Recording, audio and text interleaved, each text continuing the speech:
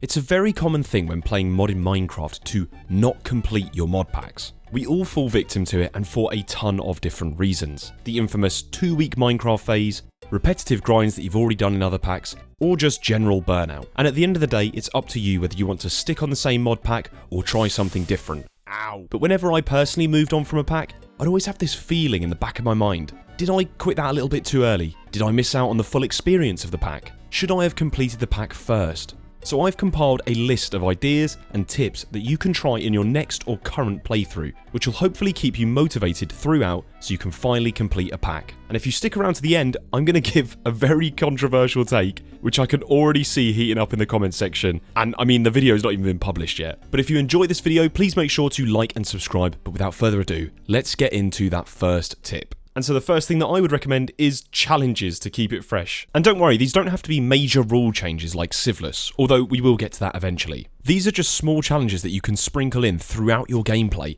more so to test your knowledge or skill rather than efficiency. Involve a little bit of theory crafting. I tried this in my latest series by attempting to kill the Wither without going to the Nether. It turned a pretty trivial task into something that involved a lot more brain power and motivated me throughout. Adding a bunch of challenges throughout your gameplay will give a new lease of life to things that you previously have done that you may have got a little bit bored of or burnt out with. Challenge yourself to get into building or designing, or automating a process that you've never done before, such as productive bee genetics or automating occultism rituals. I've compiled a sort of smaller sub-list of things that worked for me, so hopefully you can try something in this list. The first thing is switching up your resource generation. If you're using a quarry and you've been using a quarry for the last 3 packs, avoid it. Try something you've not done before. Try occultism miners or industrial foregoing lasers, actually additions, lens of the miners. If you're playing a kitchen sink pack, there are probably countless different methods to get resources that you might not have considered yet because they're not the fastest or the easiest. In my Sieveless series, I had a ton of fun using occultism miners with mending and then using Create Enchantment Industries to spout liquid experience on them every so often so that they didn't run out of durability. Is it efficient? No. And would I recommend it compared to Civs? Absolutely not. I found this weird feature in the Create mod. I'd never seen it done before, and I thought, well, I'm here, I'm going to make something stupid. And it was so much more fun doing something that no one else has done, even though the alternatives were so much simpler. In the current modded Minecraft sphere, you've got a few options we seem to cycle between using. Mystical agriculture, bees, or even chickens from Stoneblock. But why not try something else, knowing that it's going to be slower, but you get to learn a bit more about a mod that you've never actually played with. And speaking of that, maybe you can try a new logistics mod. Recently, I've got very obsessed with SFM, Super Factory Manager. It's a mod that allows you to sort out your logistics with code, and it is great. It's absolutely phenomenal, and it scratches that logistical itch in the back of my head better than any other logistics mod before. The problem is that I've become a bit reliant on it for everything, because it's so versatile. You can literally move fluids, items, chemicals, energy, everything with code. And maybe you have a logistics mod that you've been reliant on, and it could be a fun challenge to switch it up. Try using something completely different. Create mod has some fun options and it definitely gives off a more factory vibe. But there's pipes, laser IO, integrated dynamics, BBL routers. I mean heck, even Ars Nouveau has the ability to transfer items using the toss glyph or starbunkles. It can be really fun to try and automate your logistics completely differently. And that idea of mixing learning or mastering a new logistics mod with your current goal might help you complete it. I think it would be a crime if I didn't mention about strange rules. You've probably already heard of my Sieveless series, but right now I'm playing on Creators Paradise SMP. It's a small SMP with a couple of fellow content creator friends. But I've challenged myself to do some really strange rules, such as no applied energistics, no refined storage, and even no teleportation.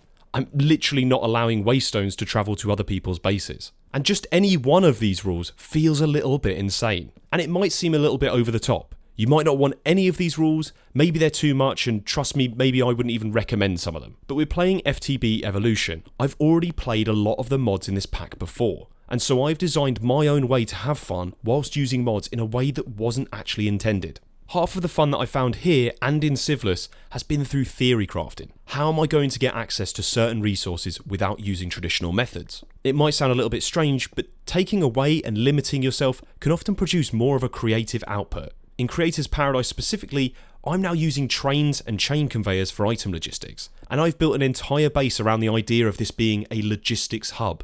My motivation for that pack has lasted a lot longer than the 2-week stint, and I've barely even considered pushing for the goals and completionist aspects of this pack. Ironically, changing the priority of the goals that you have in your pack might also affect how quickly you get burnt out. In the lawn-based video I did a while back, I made the point that goals often stop us building and being creative.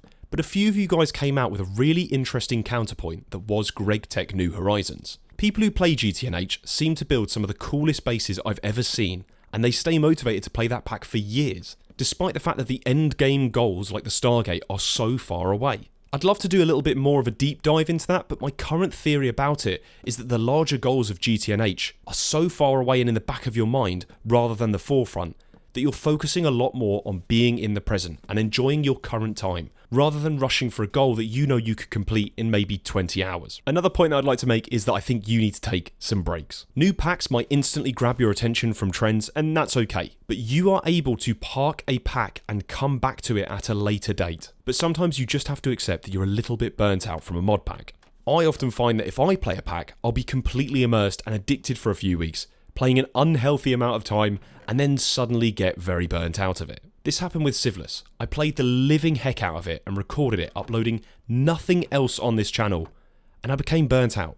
I was probably midway through recording a video on it last month, and I could tell that the entire vibe was off. Watching back that footage, I felt so uneasy, knowing that I'd managed to burn myself out of something that I loved, and at that point, I genuinely didn't know whether I'd ever come back to it. I made a post about it on YouTube, and was very concerned that the channel was cooked. I was transparent about it, and I can't thank you guys enough for the support and the understanding, but having not played Sieveless for a couple of months, something weird has started to happen. I've had that spark for the series again. I've got this massive drive to make a proper finale episode. You've got to remember that you can come back from burnout. You are able to get hope and feel excited for something that you once put down, but only after taking a break will that spark come back. Not always, but if you truly loved something and you get burnt out, you're destined to come back to it eventually. So don't delete your world, don't delete your progress, because sometimes you will come back round and finish it properly in another month. And speaking of that, maybe you already have a pack in your CurseForge or Modrinth that you put down a couple of months ago. I'd seriously recommend pause the video and think for about a minute. Do you reckon you'd want to pick up that pack again? Knowing that you were so close to completing the pack, could you pick that pack up again? Maybe this is just a me thing, but looking back and reflecting, I kind of had that spark for a few of the other packs that I didn't finish. Maybe it's worth just spending a little bit of time, a month after you've already given up on a pack, to go and finish it off. And lastly, I want to get onto something that's probably quite controversial, and I'll give my take on it. I've seen some people recommend it, I've seen some people be completely against it, and it only really works in single player or somewhere with admin controls. But that is to remove the boring/burnout part of the pack. I've personally had packs where I've spawned in an item and it's allowed me to complete a pack. We're talking specifically grindy items from the ATM star, and I've finished it off and had a great time. But there's also been other times where it's taken away from the experience by spawning something in, and I never really truly felt like I completed the pack afterwards. But my point is, if there's a mod that you 100% do not enjoy, and that's the thing holding any progress from you completing the pack, I think you can be justified in spawning it in, but with an absolute ton of caveats. If you feel like you're just burnt out or bored of a pack, don't just start spawning in things to force yourself to complete it. Trust me, that feeling of actually completing the pack in the intended way does feel incredible. And once you've spawned in an item, you can't just unspawn it again. It will genuinely take away from your personal achievement. But you have to be honest with yourself and say, well, would I have completed it, or would I have given up on that stage? For me, I did this with modern industrialization in the early days of ATM 10 when it wasn't optional. And yes, I know I can already see the comments now. I'm sorry, I just didn't really like the expert style stuff in a pack that wasn't really meant for that expert experience. Nothing against the mod itself, I just feel like it was a completely different experience compared to the other mods in the pack, and it felt just a little bit tacked on. And since I did this, you can now actually skip the modern industrialization part by crafting the create mechanical arm instead.